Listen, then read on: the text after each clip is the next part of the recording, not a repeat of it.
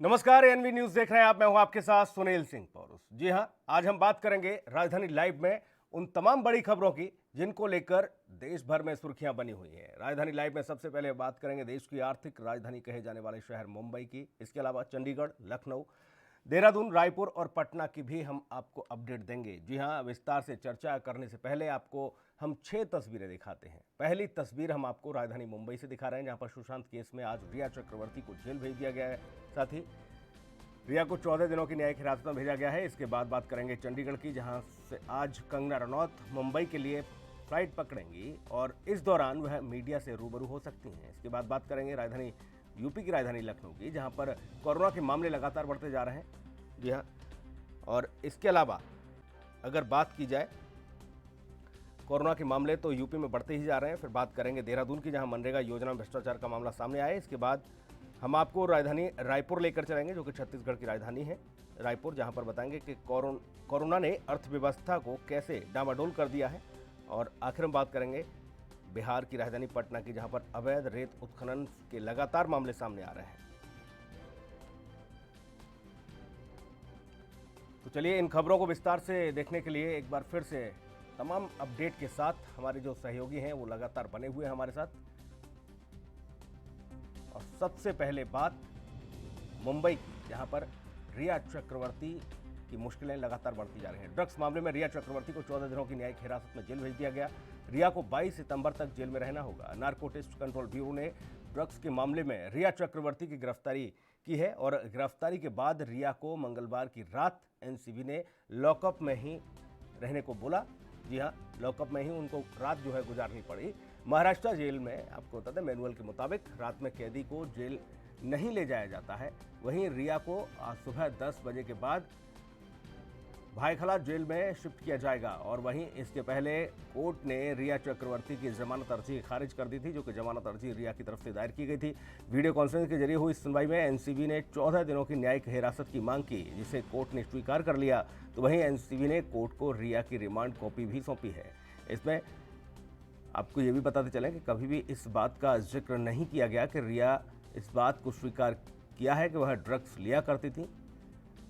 शोभिक चक्रवर्ती ने इस बात का खुलासा किया कि वह ड्रग की डिलीवरी के साथ हमेशा इस मामले में उनका हस्तक्षेप रहा, इसमें उनका सहयोग था और हर डिलीवरी के साथ ही उनकी पेमेंट की जानकारी रिया को होती थी। एनसीबी ने रिमांड कॉपी में लिखा है कि इन सभी को आमने सामने बिठाने के बाद जो पूछताछ की गई, उसके बाद रिया की गिरफ्तारी हुई है। यानी रिया की गिरफ्तारी की सुशांत के लिए ड्रग्स अरेंज करने और उसके लिए पैसे देने के मामले में भी रिया कहीं ना कहीं आरोपी हैं। जहां तक ड्रग्स लेने की बात है, तो वहीं इस बात का जिक्र पूरी रिमांड कॉपी में एनसीबी ने नहीं किया है कि रिया ड्रग्स का सेवन करती थीं। लेकिन रिया की मुश्किलें लगातार बढ़ती जा रही हैं, वो इस लिहाज से भी क्योंकि रिया चक्रवर्ती की भूमिका बेहद संदिग्ध थी। और इसी के आधार पर जब आरोपियों को आमने सामने बिठाकर पूछा गया, तो इसमें यह बात का खुलासा हुआ कि रिया की जो भूमिका थी वो जाहिर तौर पर इस पूरे मामले में बखूबी रही।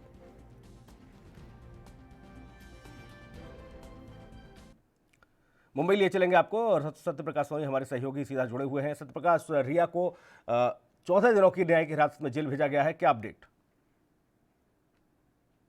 देखिए सुनील, रिया चक्रवर्ती को देर शाम जो है जिस तरह से अदालत में तमाम करीब 2.5 घंटे की जद्दोजहद के बाद उनकी जमानत याचिका जो खारिज कर देगी। ऐसे में रिया चक्रवर्ती को आज जो है बीती रात जो है एनडीपीएस दफ्तर में ही रखा गया था। हालांकि आज सुबह जो है उनको मुंबई के भाईखला जेल में शिफ्ट किया जाएगा, जिस वजह से तमाम तैयारियां की गई है रिया चक्रवर्ती को लेकर। जेल में सबसे पहले आपको कोविड के चलते जो जेल के बैरक को जो पूरी तरह से सैनिटाइज कर दिया गया है, सुरक्षा बढ़ा दी गई है। रिया चक्रवर्ती की किसी भी वक्त जो है भाईखला के लिए लेके जाया जा सकता है। जी, क्या कुछ अर्जी में लिखा गया था जिस अर्जी को अदालत ने खारिज कर दिया रिया की ओर से, जो जमानत अर्जी दायर की गई थी? क्योंकि माननीय अदालत ने इस अर्जी को खारिज करते हुए 14 दिनों की न्यायिक हिरासत में भेजा है। देखिए साफ तौर पे उनके वकील ने यह कहा था कि रिया चक्रवर्ती को जो बेल दे दिया जाए, क्योंकि रिया चक्रवर्ती तमाम पूछताछ में और हर वक्त जो है मदद करेंगी। लेकिन जिस तरह से संगीन आरोप लगे हैं उसको लेकर जो है माननीय न्यायालय ने उसको खारिज कर दिया है।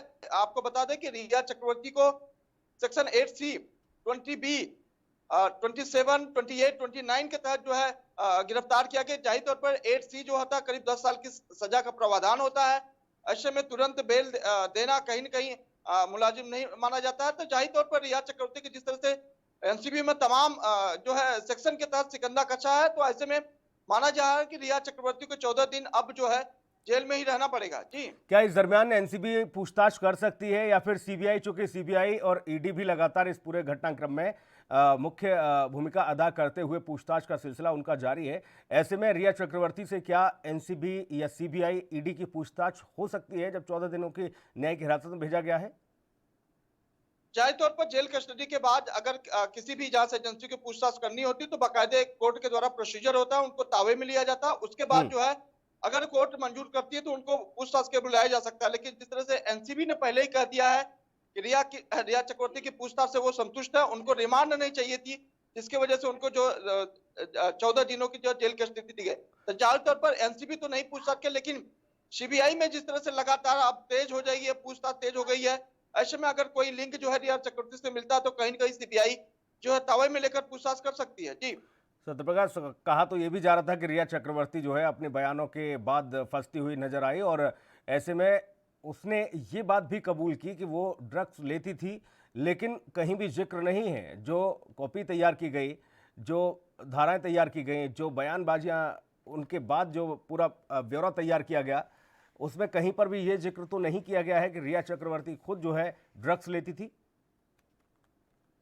देखिए, रिया चक्रवर्ती जो है पूछताछ में एनसीबी को यही बताई कि वो ड्रग्स लेती थी, लेकिन वो मैरिजुआना लेती थी और सिगरेट भी पीती थी। जाहिर तौर पर उन्होंने कबूल किया है एनसीबी के सामने, लेकिन जिस तरह से डिमांड कॉपी पेश की गई थी उसमें ये बयान नहीं था कि हालांकि एनसीबी को जो तमाम पुख्ता दस्तावेज थे, जो आधार थे, उसके आधार पर उन्होंने जो तमाम बयान दिए उसके आधार पर एनसीबी को रिमांड के सामने के लिए पेश करना। तो जाहिर तौर पर एनसीबी ये नहीं चाहती कि रिया चक्रवर्ती का जो है खुले तौर पे इस तरह से चीजें सामने आए, लेकिन जिस तरह से उन्होंने पेपर तैयार किया था उसमें साफ तौर पे ये बताया गया कि रिया चक्रवर्ती के खिलाफ उनके पास पुख्ता सबूत है और तमाम जानकारियां हैं जो एनसीबी को उन्होंने दिया है। सत्यप्रकाश, वीडियो कॉन्फ्रेंसिंग के जरिए ये लंबी पूछताछ की गई थी अदालत के द्वारा और देर रात ये तय हुआ कि जो जमानत अर्जी है उसको खारिज कर दिया गया। जो रिया चक्रवर्ती के लॉयर की तरफ से, अधिवक्ता वकील की तरफ से जो दायर की गई थी उसको खारिज करते हुए सीधे तौर पर 14 दिनों की न्यायिक हिरासत की बात कही गई। क्या कुछ रहा ये पूरा वाकया जब वीडियो कॉन्फ्रेंसिंग के जरिए माननीय अदालत ने सुनवाई की, वो पूरा वाकया बताएं एक बार अपने दर्शकों को।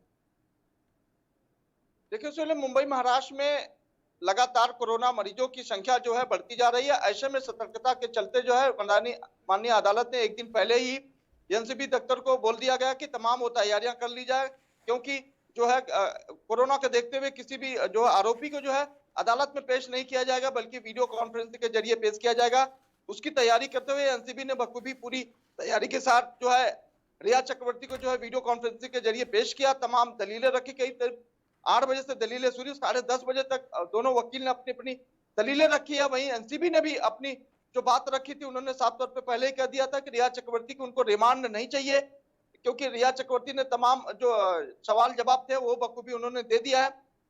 इसी को लेकर जो है अब अदालत ने जो है 14 दिन के उनको जेल कस्टडी दिया था। हालांकि उसके बाद जो है जमानत की याचिका पर सुनवाई शुरू हुई। लगातार 1.5 घंटे तक जो है जमानत की याचिका पर सुनवाई की गई, लेकिन माननीय अदालत में आखिरी दौर में उन्होंने जमानत याचिका खारिज करते हुए रिया चक्रवर्ती को जो जेल में जो है भेज दिया। जाहिर तौर पर क्योंकि काफी देर हो गया था, देर रात हो गई थी, इसलिए रिया चक्रवर्ती को एनसीबी के जो दफ्तर है वो इसी सेल में रखना पड़ा। तो आज पूरे दिन, पूरी रात जो है रिया चक्रवर्ती की एनसीबी दफ्तर में कटी है। जाहिर तौर पर आज रिया चक्रवर्ती को जो है वाईखला में जेल में शिफ्ट किया जाएगा, जहां लगातार सुरक्षा बढ़ा दी गई है।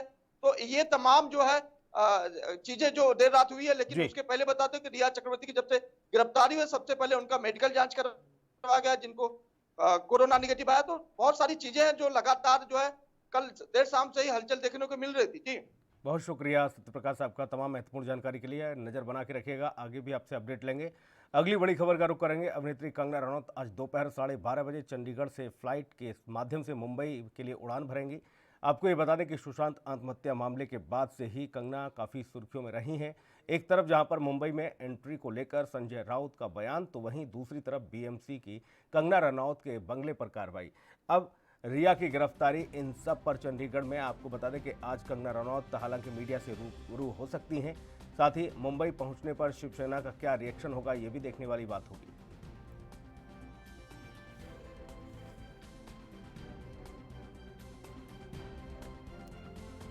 अभिनेत्री कंगना रनौत 12:30 बजे चंडीगढ़ से फ्लाइट के माध्यम से मुंबई के लिए उड़ान भरेंगी। सुशांत आत्महत्या मामले के बाद से ही कंगना काफी सुर्खियों में है, क्योंकि कंगना रनौत लगातार सुशांत सिंह राजपूत को न्याय दिलाने को लेकर सुर्खियों में रही हैं। वो हर मोर्चे पर अपनी बात रखती हुई नजर आई हैं। ऐसे में आपको बता दें कि जहां मुंबई में उनकी एंट्री को लेकर संजय राउत का बयान आया, तो वहीं दूसरी तरफ बीएमसी की कंगना रनौत के बंगले पर और दफ्तर पर कार्रवाई की बात भी सामने आई। अब रिया की गिरफ्तारी हो चुकी है और इन सब के बीच चंडीगढ़ में आज कंगना रनौत जब उड़ान भरेंगे, उससे पहले मीडिया से भी रूबरू हो सकती हैं। मुंबई पहुंचने पर शिवसेना का क्या कुछ रिएक्शन होगा, ये भी देखने वाली बात होगी, क्योंकि लगातार शिवसेना के तमाम समर्थक जो हैं वो बौखलाए हुए हैं, वो रिया का लगातार विरोध कर रहे हैं। विनीत कपूर हमारे सहयोगी ज्यादा जानकारी के साथ चंडीगढ़ से इस वक्त हमारे साथ जुड़े हुए हैं। अभी फिलहाल स्थिति की बात की जाए विनीत, तो क्या कुछ तैयारियां, और चूंकि आज 12:30 बजे का समय है, कंगना रनौत फ्लाइट से मुंबई के लिए उड़ान भरेंगी चंडीगढ़ से, ऐसे में क्या माना जा रहा है, क्या वो मीडिया से मुखातिब होंगी?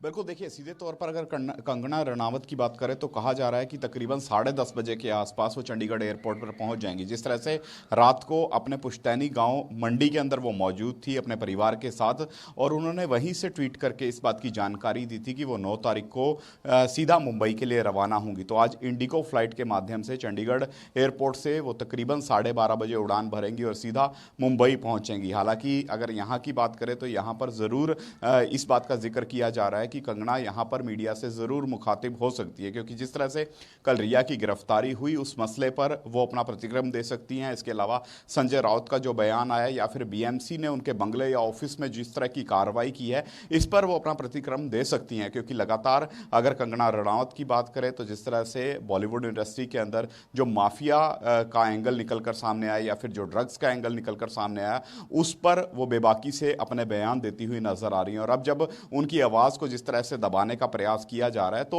उस पर खुलकर यहां पर प्रतिक्रिया दे सकती है। हालांकि अभी कंगना जो है वो चंडीगढ़ नहीं पहुंची है, कुछ ही देर में वो यहां पर पहुंच जाएंगी, क्योंकि सुबह मंडी से तकरीबन 5 बजे के आसपास कहा जा रहा है कि कंगना जो है वो अपने घर से निकली थी। हालांकि कोरोना रिपोर्ट की बात करें तो कल ही मनाली से उनको निकल जाना था, लेकिन कोरोना रिपोर्ट का इंतजार किया, मंडी के घर में रुकी, अपने पारिवारिक मेंबरों के साथ रुकी और उसके बाद चंडीगढ़ के लिए आज सुबह रवाना हुई हैं। कुछ ही देर में यहां पहुंच जाएंगी। देखने वाली बात रहेगी कंगना किस तरह का रिएक्शन देती हुई नजर आती हैं, क्योंकि एक तरफ जहां शिवसेना उनका बड़े लेवल पर विरोध करती हुई नजर आ रही है, वहीं दूसरी तरफ करणी सेना जो है वो अब कंगना रनावत के कहीं ना कहीं समर्थन में खड़ी होती नजर आ रही है। और ये तक कहा जा रहा है कि पूरे सुरक्षा के साथ करणी सेना जो है वो कंगना को उनके फ्लैट तक लेकर जाएगी। जी, करणी सेना के अलावा वाईजेड की जो सुरक्षा प्राप्त हुई है केंद्र सरकार की ओर से कंगना रनौत को, विनीत, ऐसे में ये भी तो महत्वपूर्ण है कि वहां पर पूरी तरह से जैसे ही वो मुंबई में उनकी फ्लाइट लैंड करती है और वहां से वो अपने आवास तक, और उनको जो सुरक्षा प्राप्त हुई है उस सुरक्षा घेरे में ही वो अपने घर तक पहुंचेंगे और किसी भी तरह की स्थिति से निपटने के लिए तमाम जो सुरक्षा कर्मी हैं वो तैयार हैं। लेकिन सबसे महत्वपूर्ण ये कि शिवसेना जिस तरीके से विरोध करते हुए नजर आ रहे हैं, सुरक्षा कर्मियों की बात करें तो देखिए सुनील, जिस तरह की सुरक्षा यहाँ पर कंगना रनावत को मिली है, वायु श्रेणी की जो सुरक्षा उनको मिली है, सीधे तौर पर उस सुरक्षा के लिहाज से कहा जा सकता है कि सुरक्षाकर्मी जो हैं वो पूरे सजग रहेंगे उनकी सिक्योरिटी को लेकर, और सीधे तौर पर उनकी मुंबई एंट्री को लेकर कि किस तरह से उनकी मुंबई में एंट्री करवानी है, किस तरह से एयरपोर्ट से उनको उनके घर पर लेके जाना है। तो यहाँ पर एक पहले से ही मास्टर प्लान जो है वो इस श्रेणी के जो कमांडो हैं वो पहले से ही बना लेते हैं। यहाँ तक कि गाड़ियों का भी कहीं ना कहीं नंबर या फिर स्थान जो है वो फिक्स कर दिया जाता है किस गाड़ी में कंगना जो है वो बैठकर अपने फ्लैट तक जाएंगी। यानी पूरी रणनीति के साथ ये कमांडो जो है वो आगे बढ़ते हुए नजर आते हैं। और वायु श्रेणी की सुरक्षा है, कहीं ना कहीं एक बड़े लेवल की सुरक्षा कंगना को जिस तरह से मिली है, तो उसके बाद जरूर बेफिक्र होंगी कंगना कि उनको कहीं ना कहीं मुंबई में एंट्री में किसी तरह की कोई दिक्कत नहीं होगी। और अब जिस तरह से कई तबके जो हैं वो उनके साथ खड़े होते हुए नजर आ रहे हैं। करणी सेना की भी बात करें तो एक अच्छा हुजूम करणी सेना के साथ भी चलता हुआ नजर नजर आता है। अच्छा खासा दबदबा है मुंबई में इनका भी।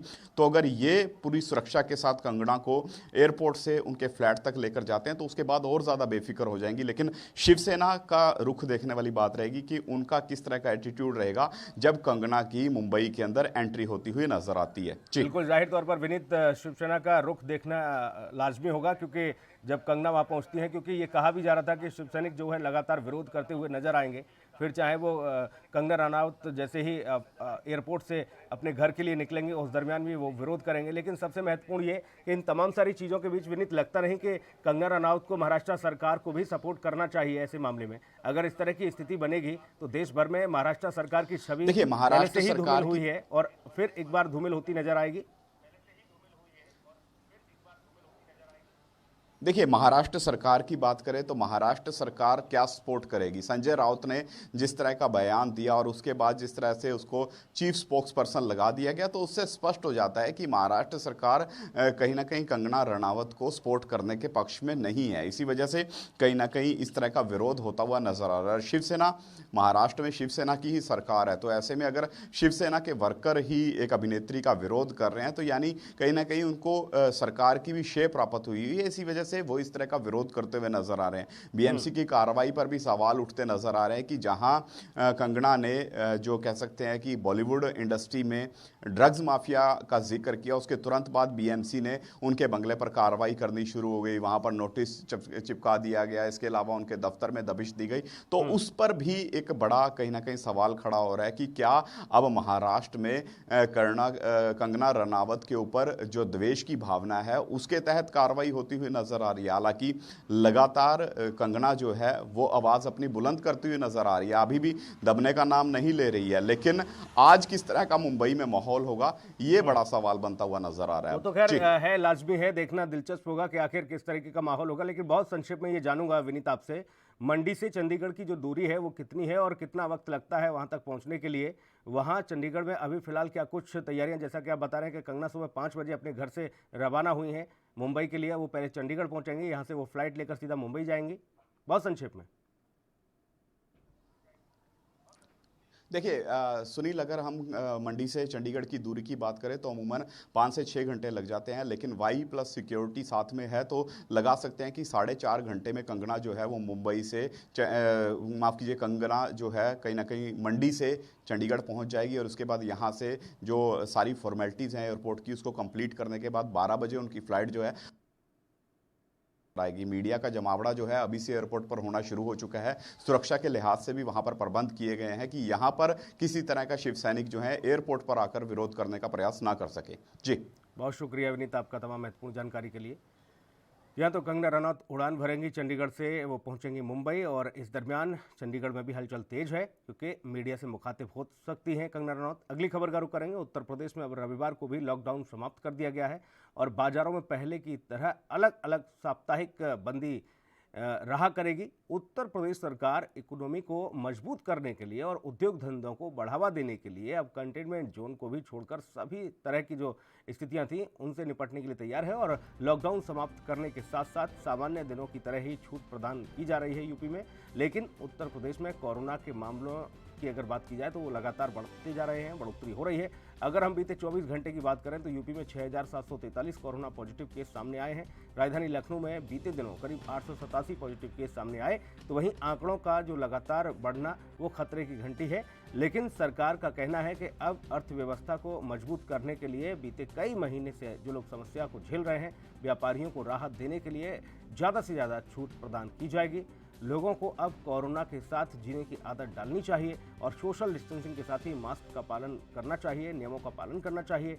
सरकार की कथनी और करनी में फ़र्क है। सरकार लोगों से सोशल डिस्टेंसिंग और मास्क के नियम का पालन करने के लिए अपील तो करती है, लेकिन कभी भी आपको बता दें पुलिस जो कार्रवाई करती हुई नज़र भी आती है। और उत्तर प्रदेश के कई बड़े शहर, चाहे वो राजधानी लखनऊ की बात हो, प्रयागराज, कानपुर, गोरखपुर, बाकी अगर अन्य शहरों की बात की जाए तो चुनिंदा बाजारों को छोड़कर किसी भी मंडी या फिर किसी भी भीड़ भाड़ वाली जगह पर लोगों को सोशल डिस्टेंसिंग के नियमों को तोड़ने और बिना मास्क लगाए आसानी से यहां पर देखा जा सकता है कि वो किस तरीके से नियमों की धज्जियां उड़ाते हैं।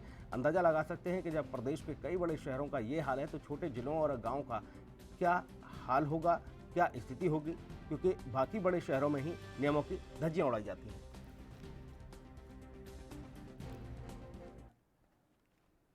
लखनऊ लिए चलेंगे आपको। पुनीत मोहन हमारे सहयोगी ज़्यादा जानकारी के साथ मौजूद हैं। पुनीत, रविवार का जो लॉकडाउन था, रविवार और पहले शनिवार सप्ताह में मिनी लॉकडाउन लगाया गया था यूपी सरकार की तरफ से, लेकिन अब इसे पूरी तरह से खत्म कर दिया गया है। लेकिन नियमों का पालन आखिर किस तरह से कराएगा प्रशासन, क्योंकि लोग तो धज्जियां उड़ाते हुए नजर आ रहे हैं।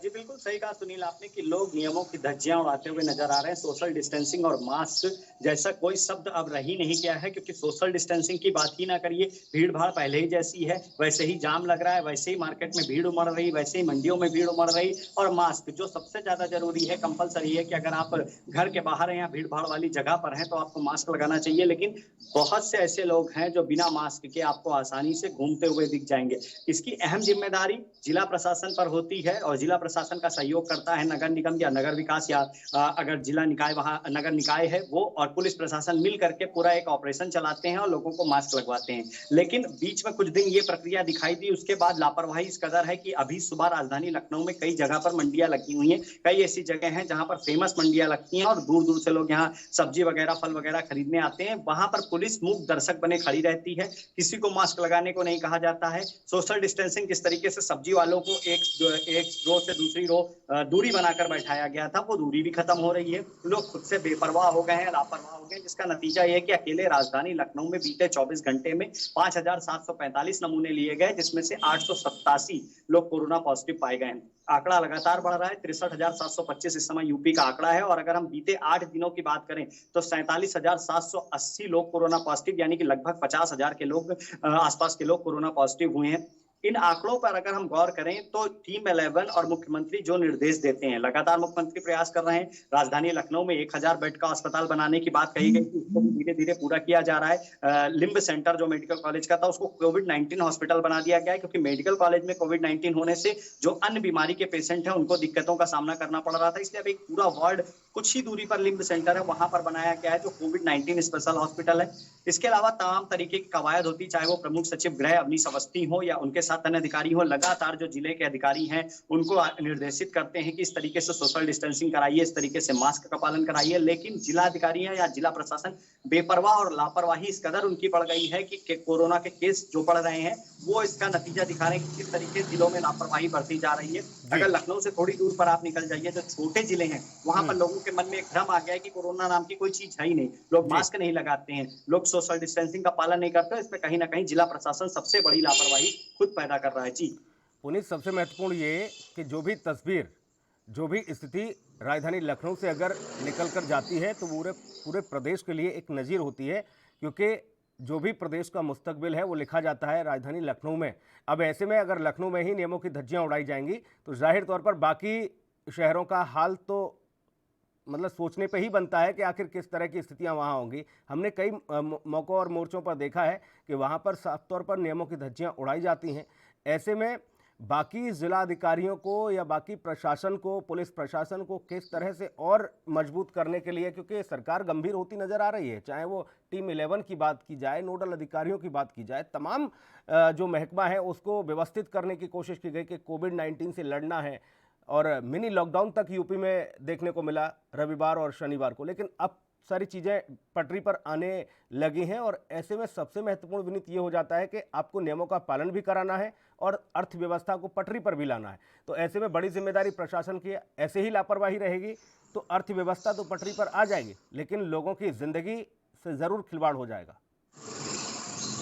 जी बिल्कुल सुनील, अगर हम गाइडलाइन पढ़ते हैं, जो गाइडलाइन है उसमें जो नियम है वो कागजों से निकलकर अगर धरातल पर उसका फॉलोअप कराना शुरू हो जाए, लोगों से नियम कड़ाई से पालन कराने लगे जाएं, लोगों को मास्क न लगाने पर चालान किया जाए, दुकानदारों का चालान किया जाए, सिर्फ इतने ही नियम काफी हैं कि कोरोना यहाँ रुक जाएगा। लेकिन लापरवाही है कि अधिकारी एसी कमरों से बाहर नहीं निकलना चाहते हैं, उनको खुद कोरोना से डर लगता है, वो अपने ऑफिस से बाहर नहीं निकलना चाहते हैं। जो उनके नीचे के अधिकारी हैं, कर्मचारी हैं, वो अपने शीर्ष अधिकारी को लापरवाह देखकर के खुद लापरवाह हुए जा रहे हैं। सीधे तौर पर लापरवाही एक बहुत बड़ा सवाल है। लाख निर्देश यहाँ से जाते हैं। जैसा कि आपने कहा कि लखनऊ से अगर कोई बात निकलती तो नाजीर होती है पूरे उत्तर प्रदेश के लिए। बहुत सही बात है आपकी, क्योंकि लखनऊ, कानपुर, प्रयागराज, वाराणसी से 4-5 बड़े शहर हैं यूपी के, कि अगर यहाँ पर कुछ भी घटना घटित होती है तो ये पूरे उत्तर प्रदेश में चर्चा का विषय होती है। ऐसे में इन बड़े शहरों में कमान कसनी चाहिए। बड़े शहरों में एक चौराहा नहीं होता, छोटे शहरों में तो एक चौराहा होता है। अभी कुछ दिन पहले हम बाराबंकी गए थे तो हमने देखा कि वहां पर एक चौराहे पर चेकिंग लगी थी, लोगों को मास्क के लिए रोका जा रहा था, लेकिन अन्य जो जगहें थी वहां पर लापरवाही बरती जा रही थी। लेकिन अगर छोटे शहर इतना प्रयास कर रहे हैं तो इन बड़े शहरों में इतनी लापरवाही क्यों? नोएडा और लखनऊ जहां पर पुलिस कमिश्नरेट है, यहाँ ना पुलिस बल की कमी है, ना फोर्स की कमी है, तो आखिर मार्केट में, सब्जी मंडियों में पुलिस क्यों नहीं नजर आती? और अगर नजर आती है तो मूक दर्शक बनी क्यों बैठी रहती है? सवाल सीधा सा यही है कि जो चीज सड़कों पर हो रही है वो धरातल पर होती हुई क्यों नहीं दिखाई देती है? इसके लिए जो लापरवाह अधिकारी हैं उनके ऊपर कहीं ना कहीं कमान कसनी होगी सरकार को। कुछ लोगों ने आपदा को अवसर में बदला। जो इंफ्रामीटर थे वो 2200 रुपए के 22,000 की बिलिंग कराई गई। सुल्तानपुर और गाजीपुर के डीपीआरओ इसमें सस्पेंड भी हुए। तो अगर अधिकारी आपदा को अवसर में बदलेंगे और सरकार जो सुविधाएं लोगों को मुहैया कराने के लिए जो पैसा पास कर रही है, जो बजट पास कर रही है, उसका बंदरबाट होगा, उसमें भ्रष्टाचार होगा, तो कोविड-19 पर लगाम उत्तर प्रदेश में नहीं लग पाएगा, क्योंकि बहुत बड़ा राज्य है। केवल मुख्यमंत्री के आदेश कर देने से काम नहीं चलने वाला है। जब तक उनके निचले के, जिनको उन्होंने आदेश किया, उस अधिकारी से लेकर को निचले स्तर के कर्मचारी तक बात सही से नहीं पहुंचेगी तो भ्रष्टाचार रुकने वाला नहीं है। हालांकि इसमें कार्रवाई करी गई, लेकिन इतनी सी करी गई।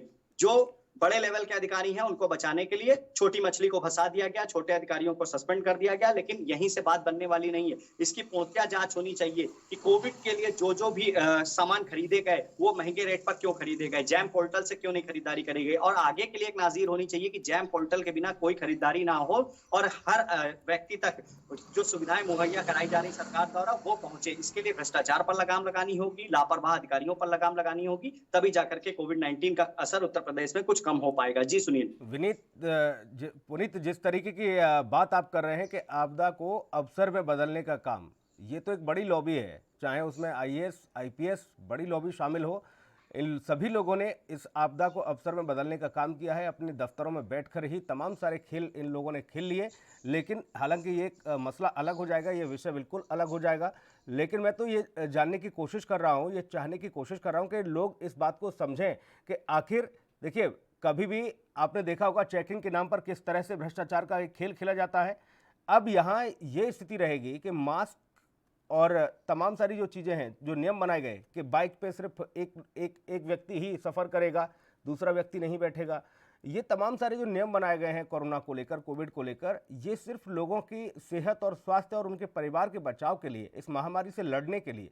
लेकिन हम तो ऐसी तस्वीरें देख रहे हैं कि एक बाइक पर 3-3, 4-4 लोग जो है मोटरसाइकिल पर सफ़र कर रहे हैं, उनके चेहरे पर मास्क नहीं है, हेलमेट तक नहीं है। अब तो ये देखने को मिल रहा है कि एक बार को हेलमेट लगाओ न लगाओ, लेकिन मास्क जरूरी है। लेकिन कहीं पर भी किसी भी तरह की कोई भी स्थिति नहीं है। पुलिस प्रशासन इस आपदा को अवसर में बदलने का काम कर रहा है, चाहे वो निचले स्तर से लेकर या फिर बड़े आईएएस, आईपीएस स्तर तक की बात हो। जी बिल्कुल सुनील, कुछ अधिकारी ऐसे हैं शीर्ष स्तर पर बैठे, हम सभी अधिकारियों की बात नहीं करते, लेकिन कुछ अधिकारी ऐसे हैं जिन्होंने आपदा को अवसर में बदला है और खुद उनको कोरोना का डर सता रहा था। कई तो ऐसे हैं जो फील्ड में ही नहीं निकले। श्रमिक मजदूरों की जब बात थी तो लखनऊ में ही नगर निगम दावे करता था कि हमने इतने 1000 पैकेट खाने के बांट दिए। पूरे लॉकडाउन के दौरान हमने कवरेज किया, श्रमिकों से बात करी, अपने चैनल पे अपने दर्शकों को दिखाया, लेकिन कहीं भी हमको नगर निगम की गाड़ियां नजर नहीं आई। एक खबर के दौरान हमने नगर निगम की गाड़ियों को स्वयं फोन किया, क्योंकि 150 से 200 लोग खाने का वेट कर रहे थे, वो लेबर थे, लेकिन फोन करने के बाद भी गाड़ियां नजर नहीं आई और शाम को मेल आता है तो 67,000 पैकेट बांटे जा चुके हैं। सीधे तौर पर आपदा को अवसर में बदला गया और ये कहना गलत नहीं होगा कि सरकार की मंशा पर कतई भी सवाल नहीं। सरकार गंभीर है, सरकार पूरी तरह से मुस्तैद है, लेकिन सबसे महत्वपूर्ण ये कि सिस्टम में बैठे लोग और जो ब्यूरोक्रेसी है उसको कहीं ना कहीं जरूर इस बात के लिए चिंतित होना होगा और इस पर सरकार को ही लगाम लगानी पड़ेगी, क्योंकि ये लोग इस आपदा को अवसर में बदलने का काम कर रहे हैं और आम आदमी की कमर टूटी हुई है। आम आदमी बिल्कुल इस वक्त बेरोजगार है, क्योंकि कंपनियां, फैक्ट्रियां, ये तमाम सारी चीजें हैं जो कि कई महीनों से बंद पड़ी हैं। ऐसे में उन लोगों के सामने रोजी रोटी का संकट खड़ा हुआ है। इन अधिकारियों पर भी लगाम कसनी होगी। बहुत शुक्रिया तमाम महत्वपूर्ण जानकारी के लिए। अगली बड़ी खबर का रुख करेंगे। धर्मनगरी हरिद्वार स्थित ग्राम पंचायत दौलतपुर से जुड़े गांव जादवपुरी में मनरेगा की बड़ी धांधली सामने आ रही है। इस खबर पर भी हम आपको पल पल की अपडेट देंगे, लेकिन जल्द लौटेंगे ब्रेक के बाद।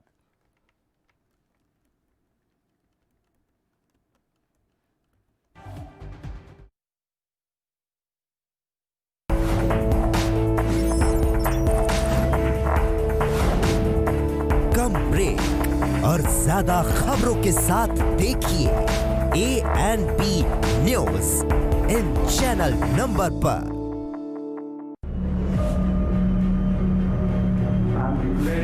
Public health emergency of international concern over the global outbreak of novel coronavirus. Bharat की कोरोना वायरस से जंग। आपको चाहिए पूरी जानकारी के लिए भरोसेमंद जरिया।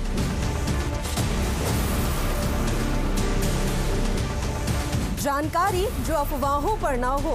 24 घंटे 7 दिन लगातार सिर्फ ANP न्यूज पर। सबसे अलग अंदाज, हम बनेंगे आपकी आवाज, सवालों की धार, खबरों की बौछार, सिर्फ मेरे साथ ANP न्यूज पर।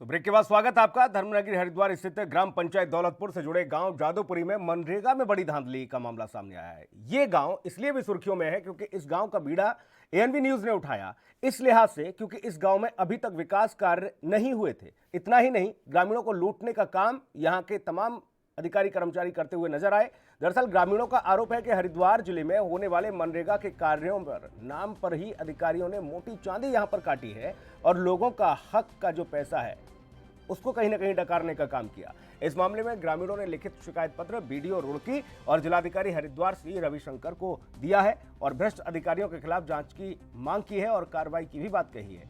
एक तरफ आपको बता दें, इस मामले में जिलाधिकारी हरिद्वार की ओर से जांच के बाद दोषी पाए जाने पर आरोपियों के खिलाफ कड़ी कार्रवाई का आश्वासन दिया गया है, तो वहीं दूसरी ओर ग्रामीणों में अभी भी इस बात को लेकर गफलत है कि जल्द से जल्द इस मामले में कार्रवाई हो, क्योंकि ये ग्रामीण लगातार अधिकारी और कर्मचारियों के द्वारा ठगे जा रहे हैं। इनसे आवास बनाने के नाम पर पैसा लिया जाता है, मनरेगा में काम जॉब कार्ड बनाने के लिए पैसा लिया जाता है। इतना ही नहीं, आपको यह भी बता दें कि मनरेगा में इस तरह की धांधली हुई है कि जो व्यक्ति इस जमीन पर है ही नहीं, जो व्यक्ति मर चुका है, उनके खाते में भी मनरेगा का पैसा पहुंच रहा है। ये एक बड़ी धांधली देखने को मिली है हरिद्वार के इस गांव में और ये खेल यहीं तक नहीं रहता। इसके अलावा जिले भर में अगर स्थिति देखी जाए तो कुछ हालात ऐसे ही हैं। ये तो जादूपुरी का मामला है जो कि सुर्खियों में सामने आया क्योंकि इस पूरे घटनाक्रम की जो तहकीकात है वो ANP न्यूज की टीम ने धरातल पर जाकर की लोगों से बातचीत की। इस गांव में पहुंचे जहां पर सिर्फ और सिर्फ नेता वोट मांगने के लिए पहुंचते हैं। इन लोगों की चेहरे की झुर्रियां देखिए, किस तरह से ये लोग तकलीफ में हैं। इनकी कहीं पर कोई सुनवाई नहीं हुई, इनकी आवाज बना है ANP न्यूज। और पहले भी इस गांव में जब हम लोगों ने विकास कार्यों को लेकर तमाम दावों की पोल खोली, उसके बाद अधिकारी कर्मचारी यहां पहुंचे, इन लोगों से बातचीत की गई, लेकिन वीडियो के द्वारा जो ग्राम विकास अधिकारी है उसने इन लोगों को ठगने का काम किया। इन लोगों से पैसे तक ले लिए, 5-5 हजार रुपए इन लोगों से लिए गए आवास बनाने के नाम पर, लेकिन आवास आज तक नहीं मिला इन लोगों को। इतना ही नहीं, उसके बाद मनरेगा का अगर जिक्र किया जाए तो एक के बाद एक हम कड़ी दर कड़ी इस पूरे गांव की तहकीकात करते हुए ये आपको बता रहे हैं कि इस गांव में मनरेगा को लेकर क्या कुछ हालात हैं, मनरेगा में भी किस तरह की धांधली हो रही है। इसकी वानगी एक बार फिर से हम आपको दिखा रहे हैं। अब मनु पता नहीं, मान लिया भाई कहेंगे काट रहा कहेंगे तो मकान के लारे मुन्ने हमारे पर मनरेगा में कटवाए 1-2 फेरी। अब हमने पता भाई मकान के काट रहा होगा, जब हमें मनरेगा का पता नहीं ना, हमने काम तो किया नहीं जी। जो बात है मनरेगा में जो बात है, तो हमने सोचा भाई मकान की काट रहा होगा, तो जब ना 2-1 फेरी कटवा लीजिए हमारे पर। कभी 10 कटवाया था, कभी 5, मतलब कहीं फेरी कटवाई। मैं 2-3 फेरी काला मैं गेहूँ काटने लगा तो मेरे पर गेहूँ जान लगा, गेहूँ में जान लगा जी। मैं फिर मेरे पर गेहूँ में जान लगा। मैं ना भाई अपने दिहाड़ी छोड़ कर मैं किकर काटने जाऊँ, मुझे 500 रुपये चाहेंगे। उन्होंने कहा चल 500 देगा भाई। 1-2 फेरी ने मुझे भाई 500 भी दिए। उसके बाद में फिर 5000 रुपये खाते में आए मेरे, मुझे पता लग गया। तो मैं आपका लाया उन्होंने, तो मेरे पर फिर दोनों फिर भाग गया तुम्हारे पैसे का ला। मैंने कहा भाई तन्ना कई बार काट ले, मैंने एक बार काट ले, मजबूरी में क्या कुछ हो तो नहीं कहा। तो जब भी उन्होंने मेरा खाता एक शिकायत इस प्रकार का मेरे पास प्राप्त हुआ है उसमें जिला विकास अधिकारी को जो है जांच करने के लिए निर्देश दिया हूँ। तो बहुत जल्दी ये जांच हो करके वास्तविकता क्या है करके पता चलेगा। इनके इस आरोप अगर सिद्ध पाया जाता है तो नियमानुसार उचित कार्रवाई होगी। और लोगों से भी अपील है कि जो सोशल ऑडिटिंग होती है इसमें, तो मनरेगा का जब भी सोशल ऑडिटिंग का टीम आते हैं, ज़रूर जो है इस प्रकार का कोई भी अगर अनियमितता होता है तो कृपया करके वहाँ पे जो है इस मुद्दे को रेज़ करना चाहिए भविष्य के लिए। मगर अभी जो आरोप है वो जांच उपरांत जो है हम लोग इसमें उचित कार्य। विकास खरे हमारे सहयोगी सीधा जुड़े हुए हैं। विकास, एक के बाद एक हम ये दिखा रहे हैं कि इन लोगों के साथ किस तरह की ज्यादती हो रही है। पहले आवास के नाम पर इनसे घूस ली जाती है, पैसा लिया जाता है, लेकिन आवास नहीं दिए जाता। और अब मनरेगा के नाम पर जो योजना चल रही है, मनरेगा में काम तो नहीं मिलता इन लोगों को, लेकिन इनके खाते में पैसा आ जाता है। वो पैसा आता है, उनकी जो अटेंडेंस है वो लगा दी जाती है, जॉब कार्ड उनके इशू कर दिए जाते हैं, लेकिन धरातल पर स्थिति कहीं कुछ नहीं है। 500 रुपए उन लोगों को दिए जाते हैं इसलिए क्योंकि तुम्हारे खाते में पैसा आया है, और बाकी पैसे को सब अधिकारी कर्मचारी यानी कि ग्राम विकास अधिकारी और प्रधान की मिली भगत से ये पूरा खेल चल रहा है। क्या कुछ अपडेट और क्या कुछ कार्रवाई की बात? बिल्कुल सुनील, जाहिर तौर पे जिस तरह से सरकार के द्वारा कई ऐसी योजना है जो कि गरीबों को हित में निकाल रखी है, लेकिन कुछ जो अधिकारी है गरीबों की जो योजना है इन पर डाका डालकर चांदी काट रहे हैं। हालांकि बात किया जाए तो ये मामला जो है रुड़की के क्षेत्र ब्लॉक में पड़ता है, दौलतपुर से ग्राम पंचायत से जुड़ा ये मामला है जादवपुरी का, जहां पर लोगों ने बात की जाए तो जाहिर तौर पर इस तरह से ऑनलाइन जो भी प्रक्रिया है, जिस तरह से जो मजदूरी ऑनलाइन चढ़ाई जाती है, जो कार्य विकास ऑनलाइन अब दिखाया जा रहा है, तो वहीं पर जो वहाँ के युवा है उनके द्वारा इन जो योजना को जो है चेक किया गया ऑनलाइन। लेकिन जब ऑनलाइन वहां पर देखा तो इस तरह से धरातल पर जादवपुरी में कहीं भी विकास नहीं हुआ है, और विकास के नाम पर सिर्फ ओनली कागजों में ही कार्रवाई की गई है। हालांकि धरातल पर जादवपुरी में किसी भी तरह का कोई भी विकास नहीं दर्शाया गया। अगर बात की जाए सुनील मनरेगा की, मनरेगा में कुछ ऐसे भी इस तरह के मामले हैं जिस तरह के जहां पर धरातल पर विकास दिखाया गया है, लेकिन वहां के जिनके जो जॉब कार्ड बनाए गए, जिनका रजिस्ट्रेशन जॉब कार्ड में किए गए हैं, लेकिन ऐसा कुछ बिल्कुल भी नहीं है जिस तरह से सरकारी कागजों में जो अधिकारी हैं, जो भ्रष्ट अधिकारी है, उनके द्वारा दर्शाया गया। हालांकि इसको लेकर जब ग्रामीणों को पता चला कि ऑनलाइन हमारी जो है मजदूरी चढ़ाई जा रही है, हमारा पैसा आ जा रहा है, कुछ ग्रामीणों को तो यह भी नहीं पता कि हमारा जॉब कार्ड बनाया गया है और किस तरह से हमारे बैंक में पैसा आ रहा है। तो इसी को लेकर अभी फिलहाल भी ग्रामीणों में जो है भारी आक्रोश आप देख रहे हैं। जो महिला है तस्वीरों में साफ तौर पर कई एप्लीकेशन अधिकारी के नाम लिख चुके, कई बार कार्रवाई की मांग कर चुके, लेकिन अभी भी जो अधिकारी है ये लोग तो अपनी आवाज पहले से ही उठाते चले आ रहे हैं, लेकिन इनकी सुनवाई कहीं नहीं होती। एएनबी न्यूज ने इनको मंच दिया, इनकी आवाज बना एएनबी न्यूज। आप खुद ग्राउंड जीरो पर पहुंचे, आप इनकी आवाज बने, आपने खुद जिलाधिकारी से बात की है। जिलाधिकारी ने ये कहा है कि इस मामले में हम अब जो जिला विकास अधिकारी हैं उनको हमने भेज के इस मामले की तहकीकात कराई है। लेकिन सबसे महत्वपूर्ण ये कि आखिर इस तरीके के मामले में तत्काल प्रभाव से कार्रवाई क्यों नहीं, क्योंकि लिखित शिकायत में ये ग्रामीण इस बात को स्वीकार करते हुए नजर आ रहे हैं और ये कहते हुए नजर आ रहे हैं कि देखिए हमारे साथ छल हुआ है, हमारे साथ धोखा हुआ है। विकास तो जमीन पर धरातल पर है ही नहीं गांव में, गांव की स्थिति तो बदहाल है, ग्रामीण परेशान है, लेकिन उसके बाद सिर्फ जांच का आश्वासन दे दिया जाता है। महकमे की जांच को हम बखूबी समझते हैं कि किस रफ्तार से ये जांच चलती है।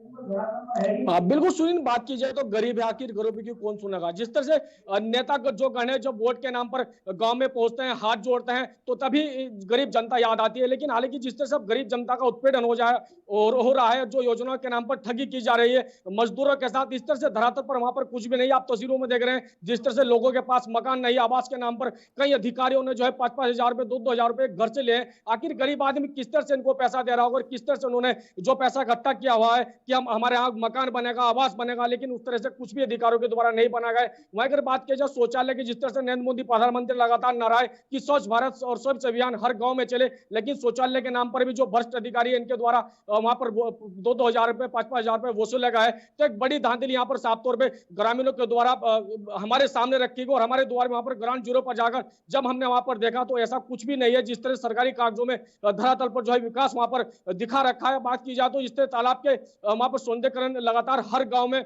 हर जिला हरिद्वार में किए जा रहे हैं, लेकिन वहां पर तालाब की अभी तक पिछले 10 साल से अब तक कोई भी साफ सफाई वहां पर नहीं हुई। लेकिन अगर मैं सही समझ रहा हूं इस पूरे वाकये में, तो 2 से 3 से 4 लोगों की भूमिका बड़ी महत्वपूर्ण होती है। इस गांव में जॉब कार्ड बनाने की जो व्यवस्था है, इस गांव में नहीं हर एक लेवल पर अगर जॉब कार्ड बनाने की जो व्यवस्था होती है, वो व्यवस्था होती है रोजगार मित्र के द्वारा। वो रोजगार मित्र जो कि सीधे तौर पर सरकार की इस योजना से जुड़ा होता है, उसमें प्रधान का कहीं पर भी कोई लेखा जोखा तो नहीं होता। प्रधान से उस पूरे वाकये का कहीं पर किसी भी तरीके की संलिप्तता नहीं होती, लेकिन बाकी अन्य योजनाओं में प्रधान संलिप्त है, ये साफ तौर पर देखने को मिल रहा है। दूसरा, जो व्यक्ति है, जो रोजगार सेवक है, जो इन लोगों को काम देने की बात करता है, जो जॉब कार्ड बनाता है, जो इनके मैंडेट चढ़ाता है, उसके अलावा वो ब्लॉक में पहुंचता है, वहां पर एपीओ नाम का एक व्यक्ति होता है जो बैठा होता है, वो उस चीज को आगे बढ़ाता है। तो ये पूरा सिस्टम जो है ब्लॉक से लेकर जिले स्तर पर हावी है। ऐसे में इन लोगों की भूमिका संदेह के घेरे में है। उन लोगों को तो, जो ग्रामीण है, उनको तो छलने का काम किया ही जा रहा है, लेकिन आखिरकार ये जो छोटी मछलियां हैं और जो बड़ी मछलियां हैं, इनको कब कैसे जिलाधिकारी के द्वारा हिरासत में लिया जाए, कब इन पर कार्रवाई हो, ये सबसे महत्वपूर्ण है। ये खेल अब से नहीं है, मनरेगा योजना को सालों हो गई चलते चलते, और ये खेल धड़ल्ले से चल रहा है। बिल्कुल सुनील, बात की जाए तो जिस तरह से अभी आपने बताया, वाकई में जिस तरह से ऑनलाइन प्रक्रिया वहां पर अपनाई जाती है, जिस तरह जॉब कार्ड बनाया जाता है, तो जॉब कार्ड में भी जिस तरह से वहां पर इनकी जो मजदूरी चढ़ाई जाती है वो ग्राम पंचायत जो विकास अधिकारी है उनके द्वारा ही चढ़ाई जाती है, जो सेक्रेटरी है उनके द्वारा चढ़ाई जाती है। हालांकि प्रधान की भी संलग्नित इसमें साफ तौर पर, साफ जाहिर तौर पर इस तरह से दिखाई देती है कि जिस तरह से ग्राम प्रधान की साफ तौर पर जिम्मेदारी बनती है, उनको भी अधिकारी से पूछने का पूरा हक है कि आप जिस तरह से इन लोगों के जॉब कार्ड वहां पर बनाए गए, आखिर इनकी मजदूरी कहाँ जा रही है, कौन निकाला। तो एक बड़ी मिलीभगत कई अधिकारी और जो कई नीचे जो छोटी मछली है उनकी भी यहाँ पर मिलीभगत आ रही है। और बात की जाए तो सुनील, जितने भी लोगों की वहां पर मनरेगा में जो लिस्ट बनी है, ग्रामीणों ने साफ तौर में मंदिर परिसर में 650 लोगों की वहां पर जो है लिस्ट चस्पा करके, जिनका मनरेगा के तहत ऑनलाइन पैसा दिखाया गया है, लेकिन अब तक भी उन तक पैसा नहीं मिला है। और धरातल पर फिलहाल जो जिनके जॉब कार्ड बनाए हैं, जो इस दुनिया में आज तक नहीं है, उनके भी वहां पर ऑनलाइन जो प्रक्रिया में जो है उनके खाते में पैसे दिखाए गए हैं।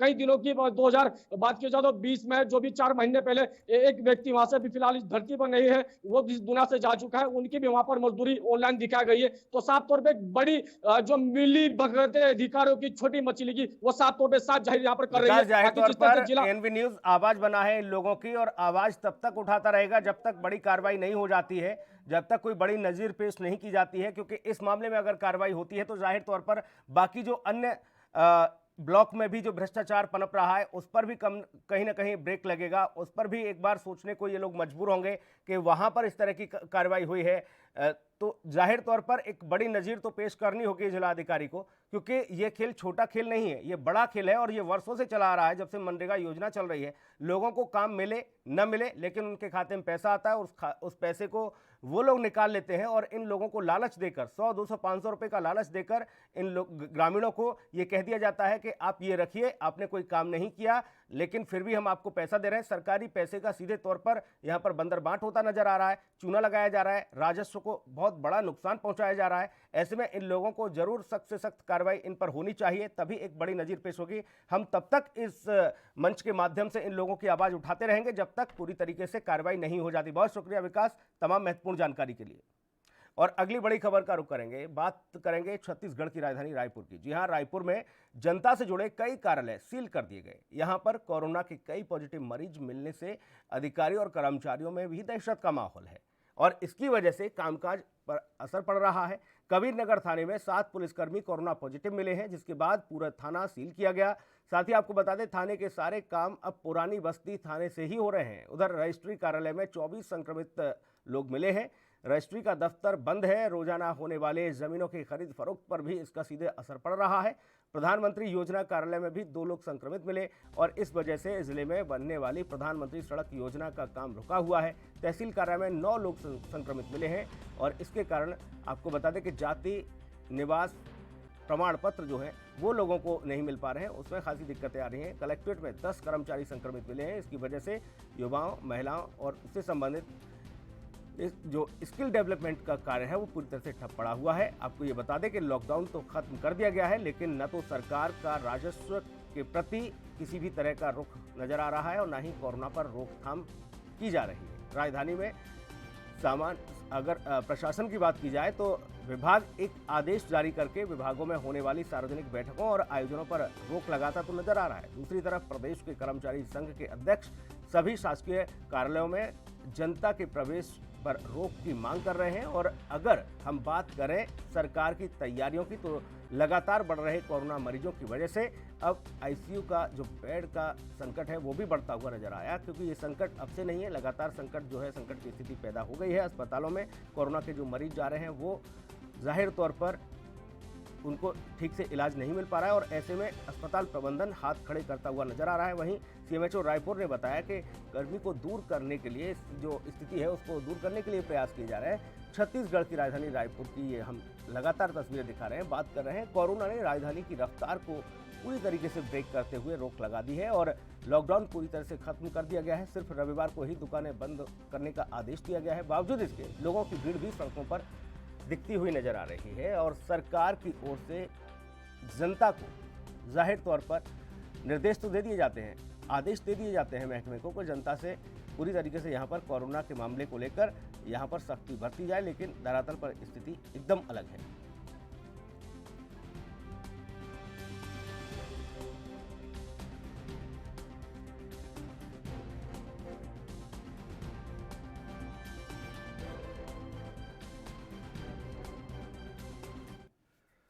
और चलिए रायपुर लिए चलेंगे आपको। जरीन सिद्दीकी हमारे ब्यूरो चीफ इस वक्त सीधा जुड़े हुए हैं हमारे साथ। जरीन, स्थिति रायपुर की ऐसी है, बाकी शहरों का अनुमान लगाना तो लाजमी है ही कि वहाँ की शहरों में क्या कुछ स्थिति होगी, चाहे कांकेर से लेकर राजनांदगांव की बात की जाए या फिर दंतेवाड़ा से लेकर अन्य इलाकों की बात की जाए, हालात बद से बदतर, लेकिन सरकार सिर्फ इतिश्री करती हुई नजर आ रही है। जी बिल्कुल सही कहा आपने, हालात पूरी तरह से बेकाबू है और इसका दोष किसे दिया जाए, सरकार को या जनता को? मेरे ख्याल से दोनों ही दोषी हैं, क्योंकि सरकार के द्वारा दी गई गाइडलाइन को पालन नहीं करती है। पूरी जब संडे का दिन रहता है तो पूरे लोग सड़कों पे उतर जाते हैं, ऐसा लगता है कि पिकनिक मनाने के लिए छूट मिली हुई है। तो और जो सरकारी कार्यालय है वो रजिस्ट्रियां रुकी हुई है, कलेक्ट्रेट बंद है, कम से कम 2 से 3 थाने पूरी तरह से बंद है, उनका कामकाज दूसरे थानों से चलाया जा रहा है। तहसील ऑफिस बंद है, आय निवास जाति प्रमाण पत्र नहीं बन रहे हैं, तो रफ्तार रुक चुकी है। लेकिन अभी जो लॉकडाउन है वो जिसको तुरंत लगाना चाहिए वो अभी कहीं सवाल ये है कि जो तमाम दफ्तर हैं, जो तमाम ऑफिसेज हैं, उनको तो बंद कर दिया गया क्योंकि वहां एक के बाद एक कोरोना के मामले सामने आए। ऐसे में कोई अल्टरनेट, कोई विकल्प तलाशा गया, कोई ऐसी राहत की बात कही गई जनता के लिए? क्योंकि सिर्फ इस बात से ही चीजें ठीक नहीं हो जाती कि एक अगर कोरोना पॉजिटिव कोई मिलता है व्यक्ति तो उसके बाद दफ्तर को सील कर दिया जाए, उसके अलावा भी व्यवस्थाएं की जाती हैं ताकि कामकाज प्रभावित ना हो, राजस्व का नुकसान ना हो। अगर यही हालात रहे तो बहुत बड़ा नुकसान हो सकता है छत्तीसगढ़ को। जी सुनील जी, आपको बताना चाहूंगा कि बड़ी ऊहापोह की स्थिति में छत्तीसगढ़ की सरकार है। कल कर्मचारी संगठनों ने भी ये धमकी दे दी थी कि हम सामूहिक अवकाश पे चले जाएंगे।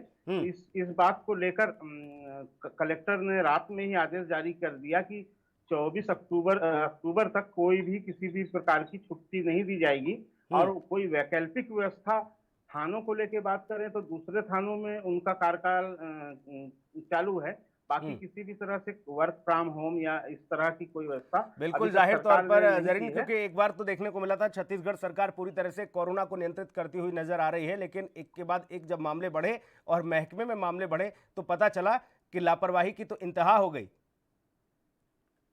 सही कहा आपने। कल की अगर बात करें तो कल करीब 69 लोगों की मौत हुई है और उसके बाद 2500 से ज्यादा के पॉजिटिव पूरे छत्तीसगढ़ में पाए जा रहे हैं, जिसमें से 700 बिल्कुल जाहिर तौर पर जरीन ये आंकड़ा बढ़ता ही जा रहा है। सोचना होगा, समझना होगा सरकार को आखिर किस तरह से इससे निपटा जाए और तमाम जो नियम और कानून जो बनाए जा रहे हैं उसके साथ साथ जनता तो उसका पालन करे, लेकिन अधिकारी कर्मचारियों को भी उसका पालन करना होगा, तब कहीं जाकर इस पर लगाम लगेगी। क्योंकि कोरोना सिर्फ और सिर्फ इस तरीके की स्थिति से शायद नियंत्रित ना हो पाए कि आप जाइए दफ्तर को बंद कर दीजिए, उसके अलावा तमाम बहुत सारी ऐसी स्थिति हैं जिसकी वजह से हालात और ज़्यादा बद से बदतर हो सकते हैं। बहुत शुक्रिया आपका तमाम महत्वपूर्ण जानकारी के लिए। अगली खबर का रुख करेंगे। बिहार में राजस्व को लेकर अगर बात की जाए तो एक राजस्व में आपको बता दें कि सोनद का बालू भी आता है। कहा जाता है कि सोन नदी में बालू नहीं बल्कि सोना निकलता है। क्षेत्र के लोगों की माने तो सोन नदी का सोना चुराने वाले तस्कर लगातार प्रशासन पर हावी हैं। मामला चाहे डेहरी आन सोन नदी का हो या फिर भोजपुर छपरा का, ये सोन नदी जहां जहां से गुजरती है वहां से ये सोना उगलती हुई नजर आती है। और इस सोने को किस तरह से चुराया जाता है, इस सोने को कैसे निकाला जाता है, ये माफियाओं पर निर्भर करता है, क्योंकि माफिया लगातार सक्रिय हैं। और पुलिस, जाहिर तौर पर पुलिस प्रशासन या फिर राजस्व विभाग या ये कहा जाए कि संबंधित विभाग इस पूरे मामले में लापरवाह नजर आता है और एक बड़ा खेल चलता है, क्योंकि माफियाओं के आगे नतमस्तक हो जाता है महकमा।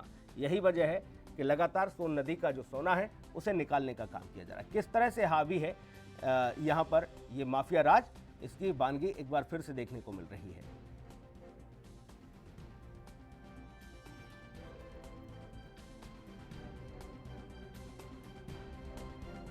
तो अवैध रूप से निकाला जा रहा है सोन नदी का सोना। जी हां, इस बालू के खेल में कितने न जाने बाली हैं। अब इन लोगों को कैसे इन पर कार्रवाई की जाए, ये तो सोचना होगा प्रशासन को। लेकिन सबसे महत्वपूर्ण ये कि ये कोई नया वाकया नहीं है। हर बार इस तरह की तस्वीरें सामने आती हैं, लेकिन लापरवाही की हद होती है और या यूं कहा जाए कि भ्रष्टाचार चरम पर है। ये जाहिर तौर पर दिखाता है। यहाँ अवैध उत्खनन का जो खेल है वो लंबे अरसे से चल रहा है। उत्खनन में 7 लोग शामिल, जिनको हालांकि प्रशासन ने अपने काम की इतिश्री करते हुए हिरासत में लिया, उन्हें गिरफ्तार किया, लेकिन अभी भी ये काम धड़ल्ले से जारी है। जब मीडिया ने इस बात की जानकारी दी तब जाकर कहीं प्रशासन को ये समझ आया कि हाँ, इस तरह की स्थिति भी बनी हुई है। तस्वीरों में आप देख सकते हैं कि देखिए किस तरह से नावों के द्वारा यहाँ से इस सोन नदी से सोना निकालने का काम किया जा रहा है। यहाँ की जो बालू है उसकी कीमत जाहिर तौर पर बाजार में किस तरह की है और सरकार और सरकारी महकमा इस पूरे मामले में लापरवाह बना हुआ है।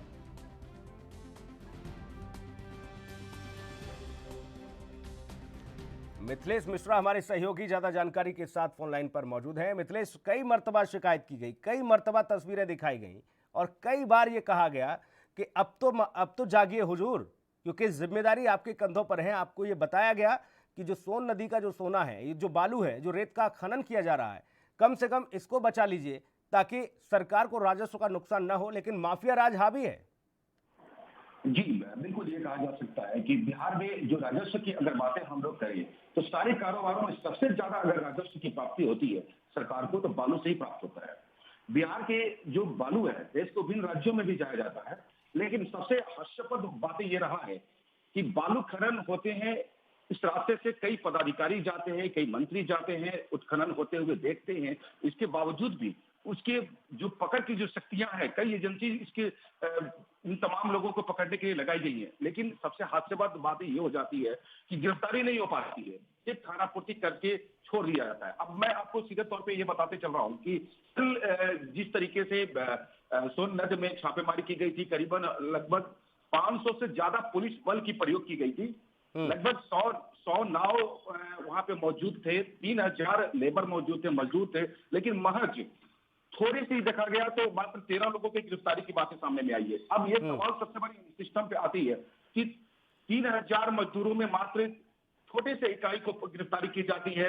महज मिथिलेश, सवाल मजदूरों का नहीं, मजदूरों को तो रोजगार चाहिए, उनको तो सिर्फ झांसे में लिया जाता है, उनको तो सिर्फ मजदूरी दी जाती है और मजदूरी भी नाकाफी होती है। जो मजदूरी उन्हें दी जाती है वो अपनी जान को जोखिम में डालकर इस तरीके के काम करते हैं।